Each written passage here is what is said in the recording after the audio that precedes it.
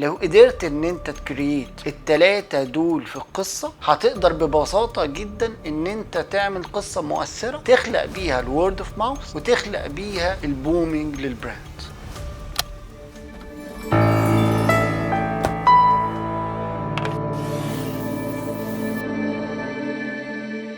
ليه في براندز بتقدر ان هي تعمل بومينج وبراندز بتبيع عادي، عندهم ان البيع عادي، البرسنتج عاديه، مفيش بيع كتير، مفيش كاستمرز كتير. في براندز بتقدر تعمل بومينج وبتقدر تعمل فرق وبتقدر تعمل ماركتينج بطريقه مختلفه وسيلز باحجام اكبر بكتير. عشان تقدر ان انت تعمل براند بيبيع بشكل مختلف، محتاج ان انت تفكر في 3 حاجات: تفكر في البراند، تفكر في البرودكت، تفكر في الكاستمر، وتحاول ان انت تعمل ستوري لكل حاجه من ال3. من اجمل النتائج اللي انت هتاخدها لما بتعمل ستوري ان انت هتاخد الورد اوف ماوث. كل الناس هتقدر ان هي تتكلم عليك، كل ما زاد الناس اللي بتتكلم عليك كل ما البراند عمل بومينج وكبر اكتر واكتر.